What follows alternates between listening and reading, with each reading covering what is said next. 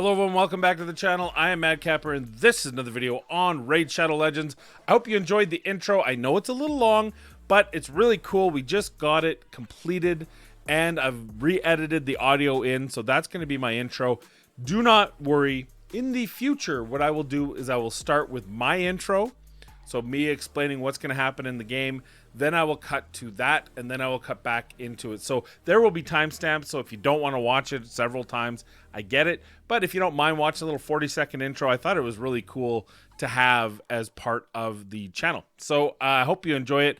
I am going to go back to this guy on Fiverr and get him to make something different that's shorter. I'm going to look for someone that's 15 to 20 seconds max, but around that 15-second mark, I'm going to see what he got. But this guy did such a banger job. I want to give him a shout out. So that's our first little bit for this video, is let's shout out the maker. And his name is Priyansh K, and ANANTMANTRI. I hope you can see that there. He's got 2.2K 5.0. Everyone loves what he does.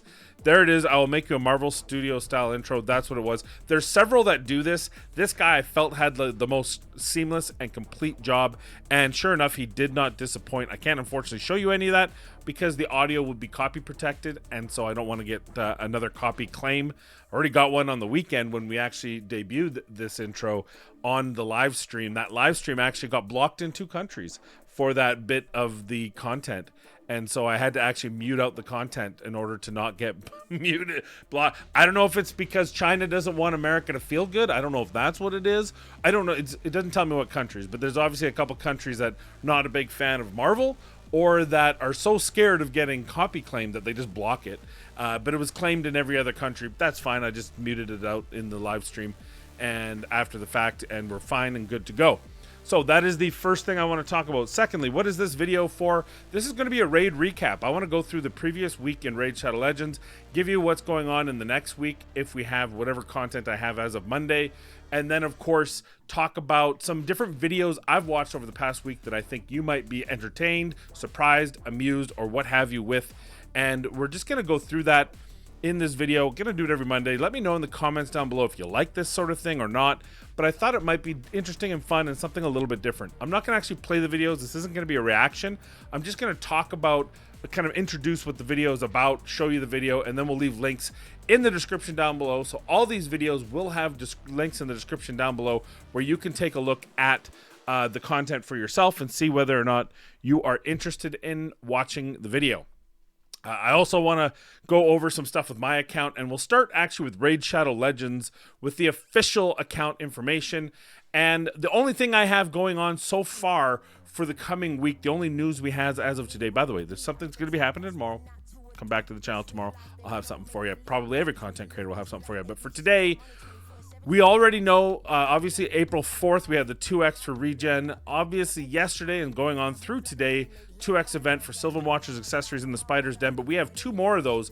On Wednesday, April 10th, it's a 2x for speed artifacts in the Dragon's Lair. That's always a big one. I'm actually going to be dropping a whack ton of energy, as much as I possibly can, in that event, because I absolutely need it. You see, I've got, for those of you who were there this weekend, I had no silver at all. I'm back up to 33. I went full banger on the Spider. Today we did Sand Devil to get the top reward there, 3rd in the tournament. I won't do any more, at least not right now, because I want to save it all for the speed, 2x speed on the Dragon's Lair. And then finally on Saturday, April 13th, it's going to be a 2x for Provoke Artifacts in Ice Golem's Peak. Provoke artifacts are good. I wouldn't say they're crazy amazing. I think if you're just doing tournaments and events for things like the current fusion, and I believe the Ice Golem is happening during that 2x, so you can coincide. I don't think you need to go ham on Provoke, but it is good to have a couple champions, especially AoE A1 champions, or champions that you can direct towards Hydra, right? That head of decay, I believe it is. Making sure that you keep them taunted so that they can't keep cleansing buff the debuffs on their heads. So yeah, Provoke's good. I would argue that while Ice Golem has become insurmountably more important, I would still say the Hex gear is probably the best gear, maybe Reflex number 2, but Provoke is still up there as a piece you want. So keep in mind that if you need some more Provoke gear, that'll be happening Saturday. the next piece of event, and this is just a neat little something for you guys. This is courtesy of my sister who lives out in Ontario, Canada. And take a look at this. It's really actually kind of washed out right here, but the next picture will actually show it better. They actually had the near full eclipse going on, and I wonder if I can actually improve the color quality here. If I don't force SDR, it doesn't even let me show it at all. Let's see what we can get here. There we go. Okay, so that's, I took off the HDR. That is the full eclipse that my sister was able to capture in. Sorry, the quality. She just sent me it in an attachment, so it's a very poor quality. She has a nice, beautiful quality on her phone that she hasn't sent me. And here's a picture of her backyard at about 2 p.m. So it looks like it's dusk, but it actually isn't. You can see right above the trees there is the actual sun, but it's blotted. The light's blotted out so much that it's like almost pitch dark. I will tell you, I can only remember 2 eclipses in my life prior to this one, which unfortunately I didn't get to see because it's overcast. We would have had a partial eclipse, but it's so overcast today I didn't get to see it. Thank you to my sister for sending me these awesome shots. I remember in grade school we went out and we had these weird goggle thingies so we didn't hurt our eyes to look at it, and we did that, and I think it was the 3rd grade, I want to say. And then I seem to recall it in the 20s. So I don't know if I was out east at the time, but I remember something. I believe that was a partial. So crazy. The next one is going to be in 2044, and it's going to go over the Midwest. Dakotas, I don't know what you guys, that area, as well as Saskatoon. However, if I'm still in Saskatoon in 2044, I'm going to be passed out drunk, so I'm not going to see it. Anyway, that is that. Thank you to my sister for sending that. I thought that would be something neat, something you probably don't necessarily need to know, but it'd be fun. All right, I am going to talk about a bit of controversy, but before I do that, I just want to make sure, hey guys, I'm back. I want to do near daily content somehow on this channel. You're going to get some pretty raw content too when I'm on the road. I'm just going to use my phone. I'm just going to upload it as is with audio, no video. I'm just going to put content out daily, or try to, as much as I can, because I want to get back into playing Raid, in the content sphere. I'm not quite ready for I built them yet because that's going to require a lot of editing, and when I'm not at home, it's very hard to do that editing. But I'll get there, right? Baby steps. But of course, on the weekend, we stream Fridays and Saturdays, 9 a.m. Mountain Standard Time. Currently, in the winters, it's Central Standard Time, but right now it'll be 9 a.m. Mountain Standard Time for 3 hours. And then 5 days a week, I'm going to try to put out something for you by about 5 p.m. Mountain Standard Time, like today's video. Okay. With that said, let's talk about, well, like and subscribe. Hit that notify. Let's talk about a little bit of controversy that I originally actually saw from this video right here. You're welcome, Jgigs. I actually worked to get that pause. That was not by accident. I worked to get that pause. You look maniacal. You look crazy.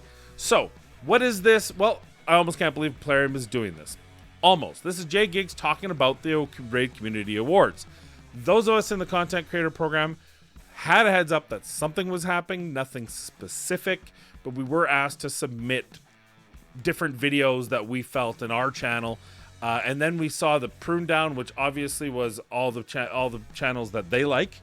I will say that it seemed a little bit auspicious. Hey, you don't like my content, fine. But I noticed a lot of the lower content numbers, their channels and stuff, didn't quite get as much fanfare. Maybe it's just my perception. But nonetheless, this has sparked some controversy. As you may or may not know, for 2 years, good personal friend of mine from the Raid community, TheSaffronMan, did an award show. He didn't do it the last 2 years. When I made the comment, I made a comment down below that, hey, he didn't do it last year. It became more, the juice wasn't worth the squeeze. In other words, he felt like there was a large percentage of the community that had backlash on it and complained about it, specifically who was winning the awards. And he was already kind of disenfranchised with the game. And I think it was just the final straw, and he stopped making the awards show. Fine. Hey, it's his baby.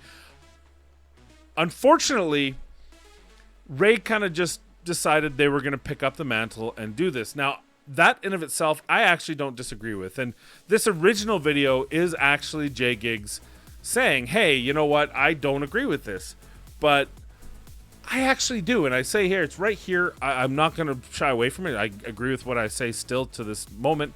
I'm usually with you, but this time I have to say I disagree. Saf did a great job every year, and I offered my support. I should have said we offered our support because, I mean, Deadwood Jedi wrote a whole Christmas Carol thing and pieced that all together. It was really cool.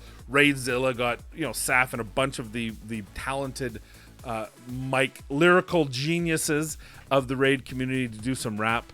All that stuff. I did a very small amount, but I was always behind the scenes trying to help him. He was bouncing off ideas with me, and we'd done the podcast together quite often. I was one of the mainstays of the podcast, which I loved and I miss dearly, by the way. So hey, we all offered our support and time and effort and help wherever we could, but Saf just stopped doing it. He started a plan last year, and that was actually 2 years ago. Shows you how time flies. And then just decided it wasn't worth the time. And I did abbreviate that. There were a lot of reasons for that. There's reasons which he says in a video that we'll talk about in a second. But there's also stuff that he doesn't talk about, that he did talk about personally with me. I ain't putting any tea out there. That what he told me is what he told me. I mean, it's public knowledge that he was not a fan of the content community team, which is Cirilla and Banana Jam. Very unhappy with them both. I know some of the specifics that happened around that. I agree with his right to be disappointed and a little bit ticked with them. I think he took it a little bit to the nth degree, but that's his right to do, okay? But I think that, hey, you know what? It's been 2 years. Plarium being Plarium. Hey, take it, right? I have no problem with Plarium doing this, the community leaders doing this, because no one else was going to. And it's a big gap, and it worked really well. Saf has a right to be pissed because of how the sheer lack of support that they gave for the initiative. Yeah, they wanted to have attachments. They wanted conditions on their support. Some of those conditions actually I don't think were that unreasonable, but some of them were. Some of them absolutely were. What you want to hear from a company when pulling something like this crazy off is, hey, how can we help? Here's 100,000 diamonds, gems, whatever, tomes. We'll divide it equally among, give us 100 names, and we'll do 1,000, whatever. Just something as simple. That's all they had to do. Just all they had to do was like, hey, here's our barrel of gifts for you. Maybe we'll do a prize pack for all the creators to give to their teams, whatever the case may be. They could have made it so easy, and they didn't.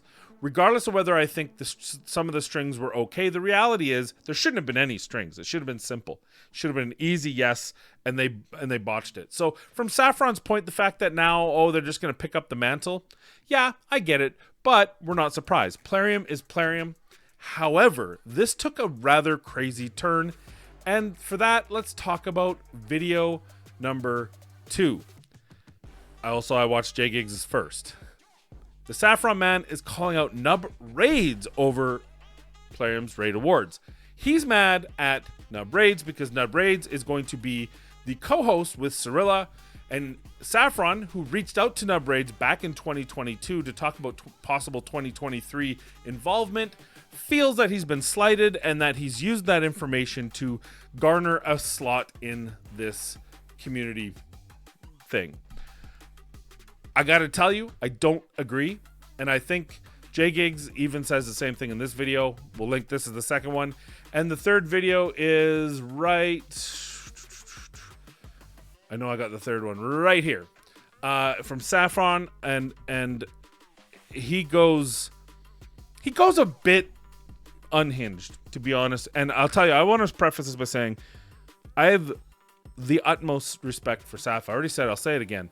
Some of the best times I remember in Raid Shadow Legends was being on No More Jockeys, getting a little bit tipsy on the show, doing the podcasts on the weekend. Man, we were once the kind of the big names stopped being available, we created more of a rotation of regulars. I just found that was so much fun, and it was unfortunate that it didn't pick up stronger. It would have really been nice if it really took off, and it didn't, and that's fine. And I guess that's the one thing I want to say is keep in mind that Saf did this for his channel. He kept doing it for the community. What he wanted to do is something on his channel that was unique and different.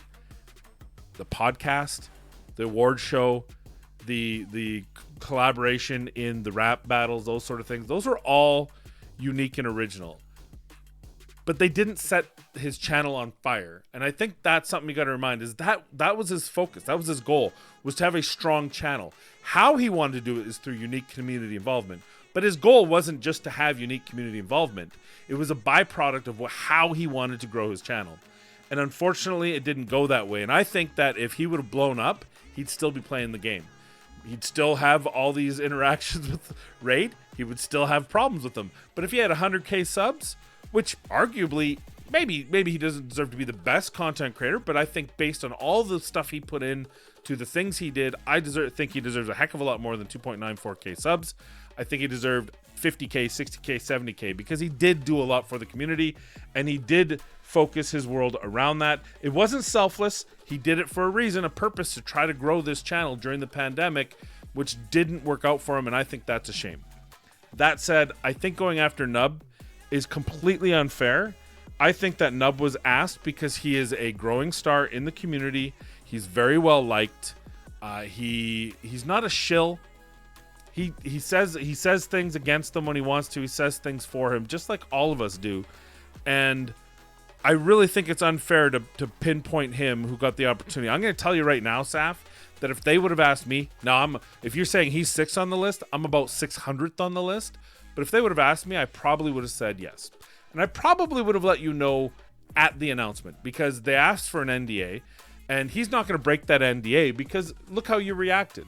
Can you imagine if Nub went out to you the day before the announcement and said, hey, just so you know, this is what's happening, this is what's going on. I wanted out of respect reach out to you, and you still blew up and got mad, and then you made a content rant about it the day before the NDA was open. Then Nub gets in trouble. So he's not going to break an NDA. Like, that's not how NDAs work. If you don't want to follow an NDA, don't agree. But once you agree on an NDA, you have to just not talk about it. But I would have actually, in his place, reached out to you as soon as I knew it was going to be posted. Reach out and, hey, Saf, just so you know, you're going to see this. I said yes. I want to honor you about it. I'm definitely going to put that in. I'm going to find a way to get that honor into the actual raid. But regardless, I would have hoped you would have at least reached out to me after all the years of service we had. Now, the other thing to keep in mind is he's calling him out. He wants him to explain himself in 5 days. It's the title. I don't think you deserve that. And it's not shade against you. Nub and you don't have a history. You reached out to him. You said, hey, I want you to be a part of this. You talked for a couple times. But you guys didn't. It's not like you and HellHades, who had a long working relationship with each other. We're talking about a couple conversations. He doesn't owe you anything. I know that's hard to hear. I know you feel like he slighted you, but I don't think he truly did. He didn't backstab a friend. Plarium said, hey, you want to do this collab? He said, yeah, sure. And I don't think you would have this same level of vitriol if it was HellHades. Maybe you would if it was HellHades. Maybe. Actually, probably. But Ash, Deadwood Jedi, maybe, because how much he had worked on it.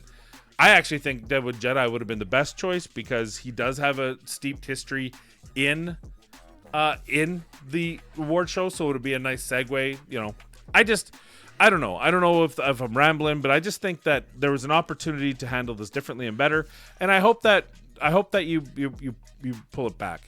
I don't know who else is involved in this. I don't know if there's more involvement. I know we were all asked to put in videos. I know they narrowed it down, and then we were asked to vote on those videos, and that's how the voting happened. The voting is not community, so it's creator voted, and I'm sure most or many creators actually are involved in that respect. I don't know if anyone else is on the actual content, but again, I gotta say, if I'm Nub, I'm gonna do it. I'm not gonna back out. I'm probably not gonna respond to you because he doesn't owe you that as much as you think he does. I think that Raid owes you that. I think Plarium owes you a shout out, an acknowledgement for your service in the community, and I think it's abhorrent and embarrassing that they don't, but it's on brand. It's what Plarium does. Plarium can't seem to get past. They couldn't acknowledge all the good that Darth did, but oh heck, when they burn him, now suddenly he's blacklisted, right? I mean, one of the best creators that ever happened to this game, but you know, that's the way they are. And I think they did you dirty overall. We might argue on the details, but I think they did you dirty. And I think I hope against hope that in this thing, that somewhere you get acknowledged for what you've done for the community, for the award show, because obviously they have every right to put this on, but they never would have if it wasn't for you. And that is 100% accurate. If you had never done the award show, they'd never be doing a continuation of it. That's just fact. That's just what we know about Plarium. I always call Plarium out when they do bad. I always give them props when they do good. And I think that this is an area where the award show is good, but the lack of acknowledgement to you, I think, is bad. And I really hope that they should give you a nod. They probably won't, unfortunately, but I think they should. To wrap it up, man, I hope you let go of this nub raids is at fault, because I think you're wrong, and I hope you respect that the difference of opinion. Whew, that was a lot. So why don't we go to something a little bit easier? My good friend, my personal good friend, who's about to be a dad, if he isn't already, you may know him, OddOneGaming. We was a chatting, and he made a Spider 10 4-turn team based on just seeing what I was doing with my team. He had 2 Gnoots, and so he made this team here. And if we can see it here, I don't want to take away too much, other than it's a 6-turn because, and I'll show you what happens. So I did the exact same team, because let me show you a little something from my video, or from my account. Late last night, I was pulling my 3 ancient shards last night for my dailies, and I pulled ancients. When I have lots of ancients, I usually do that. When I have a few, I'll go to mysteries. But man, oh man, talk about luck of the Irish. Although I'm not Irish, so I guess luck of the Scottish, Canadian, German. I got my Gnoot there. But what is this little devil right here? That is right. I pulled the second Gnoot. And I use Gnoot everywhere. I know he's supposed to be Newt, but I'm telling you what, the Nords would pronounce that Gnoot, so that's how I'm going to call him Gnoot, because they pronounce the G in the folklore. Everyone, Canute is one of the most famous Vikings ever. Canute, C-N-U-T, Canute, Gnoot. I don't know. Maybe the G is silent. Maybe I should just call it like they do, but I don't want to. I'm gonna be special. Anyway, so let's take a look at my variation. I actually hadn't watched this video before doing mine, and mine's a slight different variation of the team over his, and I'll show it to you right now. This is a 4-turn 15-second, but what I do instead, now he's using Gomlock, I'm using Bellinor. We're both using a Hex champion, in this case Void Affinity, which limits the amount of problems to go on. It is Mithrala. She's got a nice, beautiful 100% AoE. We've got our 2 Gnoots, and we've got our Kymar. Now I'm using Kymar instead of the Cold Heart, and I'll show you why. In the case of everything going perfect, and we'll see which we get here, the only important thing is that everyone gets hexed. It looks like we missed 1 hex, so you're actually going to see the quote-unquote fail case. This will not be 4 turns because we're not... Oh, it still is 4 turns, so we still got enough damage out of that. That's pretty good. It must be because of my great building. Occasionally, when we don't get that extra spider kill, we don't do enough damage, and so what would happen is the round would actually fail.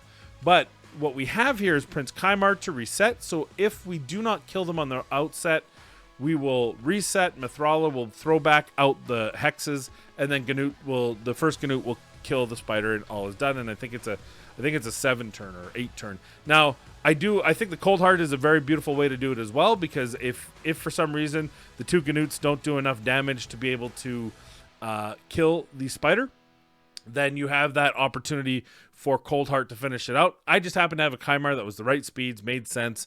I'm using my Cold Hearts elsewhere in different content, so I thought this would be the best way. Anyway, there's an alternate 4-turn. Please check out OddOne's full 4-turn video. I think it's really fun and really worthwhile. Next video, let's see what we got. I'm going to close some of these so I can actually see where we are. Okay, so for those of you who are interested in live arena, and I've been doing some live arena of late, and I will be doing videos on that, plus I do it at the start of each of my weekend streams. This is the lower spend king of the live arena. This is Shini. You probably know of him. He has been blowing up 6.7k views on this one, and we're talking about an hour and a half videos. He does full videos of his live arena. He does full platinum videos once a week. He usually speeds it up and just shows you how he gets to where he does in the platinum arena. But if you ever want to know anything about live arena, this is your guy. Also, any arena type content, Shini is the guy. He is an absolute banger. Make sure you check out his channel. I will link this video, but honestly, you just have to get in there and watch every video. He does showcase different champions. Now, this one was about Eva, and that's why I wanted to showcase this particular video talking about Eva. Why is that important? Because I have an Eva, and let me tell you, if you are looking for damage in your game, you are looking for Eva. She is bonkers, and we're just gonna go live arena right now. You guys are missing out. How much time? Like an hour 36. I might do a live arena video too later. Okay, so let's go into classic arena. I know we're at the start of the week, so this probably won't be an exciting necessarily. But here's the team I've been using. It is a disgusting team, but a really fun team. So I'm using our good friend Armand's, the Gypsy, and Galathier, my first pulled mythical. And we're using we can use Death Knight here. I've used Cardial. I've used a lot of different ones in that third spot. But we're putting Eva in here right now. I'll show you her build in a minute. So what we want to do here is we want to take away and stun. That's good. Okay, get counter. And then we're going to get a second turn here. We want to deal with him, right? That's going to be our deal. Now, I can do two things here. And I think because I actually have a free roaming dude right here, we're going to actually switch in. And I'm going to lock him out. No, I'm going to actually hopefully stun him. There we go. We're going to stun with the resist. Now I've got this. Ancient Curse attacks one enemy 2 times, ignores 50% of the target's defense, and has an extra 15% at inflicting a critical hit, and has block revive. This thing is bonkers. I mean, it is bonkers. That was one hit. That was an undebuffed single hit on Molly, and she ain't coming back from that. Now, in this case, there's only one reviver, but in many cases, they have multi-revive champion teams, right? So we want to keep up. Also, he's got this remove buff with the lockout. That's always nice, too. Get stuns. It's all just gravy. We're not even going to use that. We're going to just bonk. Now, the only problem with Eva is her A3 and A1 leave a little bit left to be desired. But as you can see, a lot of the times there'll be enough damage to finish the job. If you're against these high-end teams, you can bring with this combo double damage, or you can bring, if you find that there's, like, for example, say this team was trouble, and it is. But say this team had all sheep, I wouldn't do this. But because this team doesn't have all sheep, I can come in here and say, hey, we're gonna bring a debuffer like Madame Sarah. I don't even know Madame Sarah is built, but we can bring in Madame Sarah's. Oh God, why do I always steal all their stuff? 507 doesn't have enough speed. Let me get her more speed. Right, so you can make different choices here based on how much damage you think you can make and whether or not you're gonna have to get back to that A2. I won't do it this time, but you know how it works. If you don't see sheep, bring in the debuff. You're gonna be perfectly fine. If you do see sheep, maybe you're gonna want to bring a second damage dealer, or maybe you're gonna want to bring in some kind of secondary assist or some damage mitigation. There's many different ways you can do this, and we'll just do this one this time.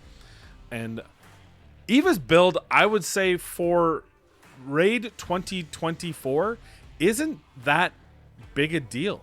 It truly isn't. It's just an average Joe build, to be honest with you.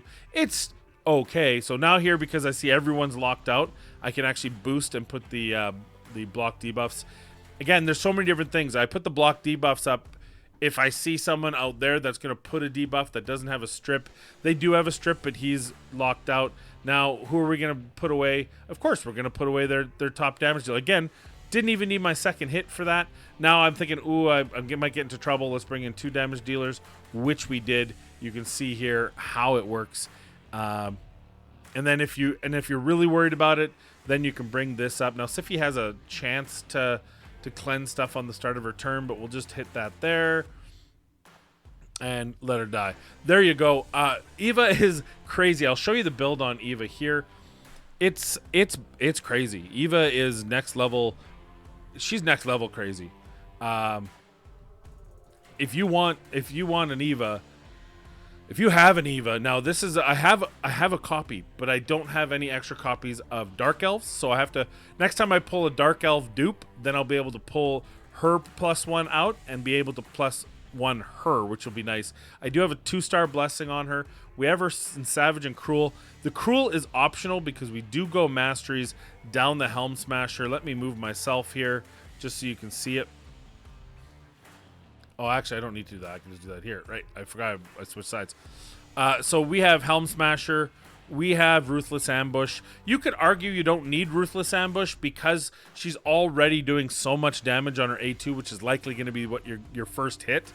So the reason why I like Ruthless Ambush is because if I need that AoE, the other 3 champions might need that extra damage.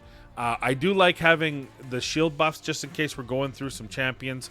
And of course, everything else, you know, I want that. You could go with the full HP. I prefer the shield thing because there's so many shields out there in this game. I do like this, the chance of reducing damage, or sorry, reducing the skill. And of course, her skills, which are not booked at all. I'm debating whether I'm going to even put books in her. But she attacks all enemies, decreases turn meter by 20%, resets cooldowns on each of this champion's skills. If any target is killed and has that extra 15%, it will be a 4-turn cooldown if I decide to put books into her. Her A2, this is where all the love is at. 1 enemy 2 times, 50% defense, 15% extra chance, and a block revive. And the modifier, I believe, was 2.8, which is a 5.6, but it is a situationally pure 5.6, meaning it's 5.6 attack with a very strong 1696 attack. And she's ignoring 50% defense, and she's ignoring 25% defense, and she's ignoring 5% defense. So she's only got 20 to go. And guess what? If her mastery Helm Smasher, which has a 50-50 chance to proc, it's on 2 hits. So there's a good chance one of those 2 hits is going to get the proc. She's going to ignore all defense. And that's why you don't necessarily need the Cruel. I was actually considering, I just had better Cruel gear, so we went with Cruel. I could have put her in like anything that increased crit damage. The new set, like I don't know what it's called. I can't remember what it's called. Slayer. This will give you a 5% crit rate and 15% crit damage to get 2 pieces. And if you happen to have some good accessories for it, you can get some really good numbers here. Even 3 pieces, 5% speed, which is really nice. The turn meter by 5% for each enemy hit by AoE might be good because she does have that A3.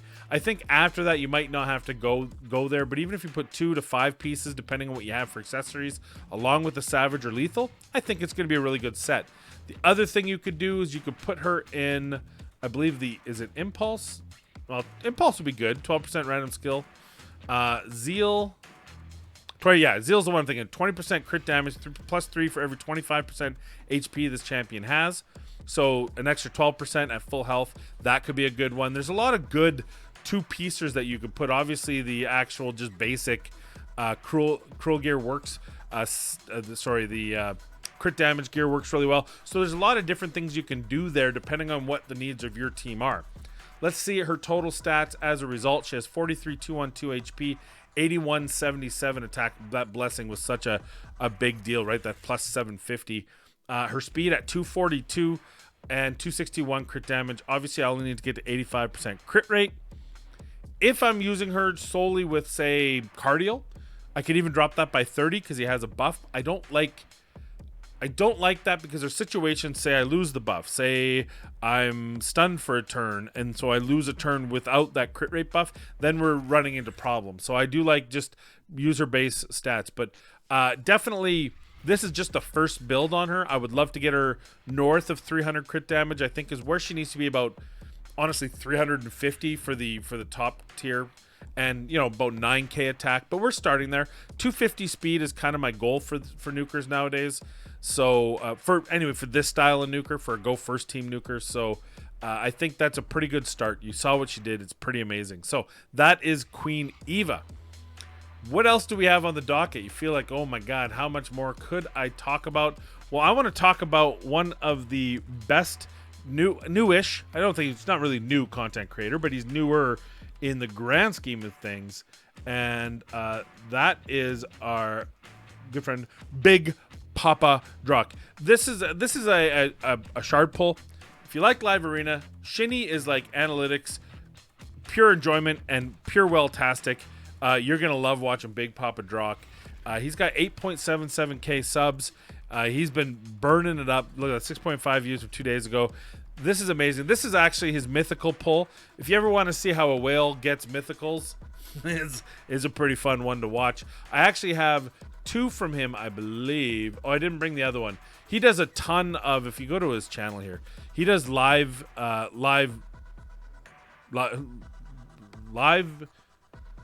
arena live. Oh my god, let's take a look here. See, if we go to live, look at this. Toxic Drock is back. Positive Drock. Let's hunt Krakens. God help me. His thumbnails are next level. Amazing thumbnails. They look really nice. They pop very well. Can you do my thumbnails, Drock? Ask him.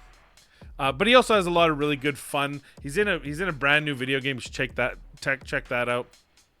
He talks about lucky. He's in the free to play challenge. Has been doing well. So amazing channel, BigPoppaDrock. I usually try to catch 1 or 2 of his videos a week. I think it might be something you like. And finally, if you want to know what's going on in the last patch, the one that I found had the best overall content was our good friend HellHades, and that was the new patch info, 5 new champions. There are 5 new champions. He's on the test server. There's some really good ones. Quite a few people put out videos on this. I think I like HellHades' video the best, but you can choose your best content creator that has test server access to show these champions. They're really fun. There's a couple champions that have some amazing damage.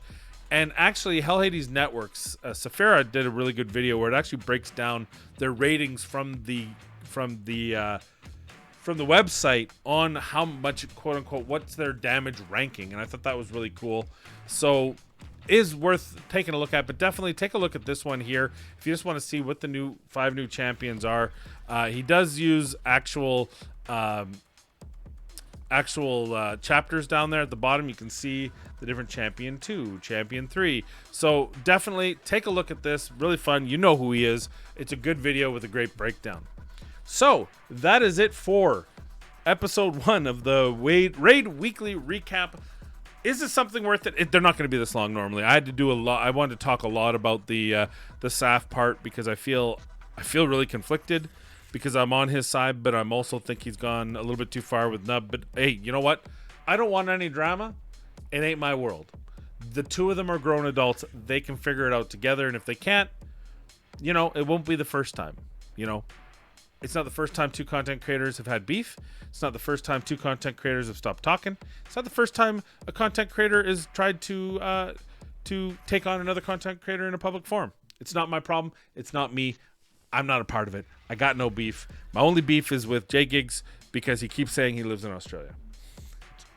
And he never does collabs on his channel with me. So he loves doing collabs on my channel with him, but never the other way around. Are you scared of me? Like, why? Is it Georgina? Does she not like me? I mean, I can understand. I'm a hit or miss, but still, really hurts my feelings. That's all I have. 39 minutes, 24 seconds. I hope you liked the intro. I hope you liked the content. And if you didn't, too bad. I'm going to do it every week anyway because it's my channel. I can do what I want. But I do hope you like it, and I hope you like and subscribe because that would make me feel better than doing it just to spite you guys. I'd rather do it because you like it. I'll do it either way, but I'd rather the other one, okay? Thank you for watching. Appreciate you. Please be kind. Please be safe. Please don't start beef with a coworker, and we'll see you in the next video.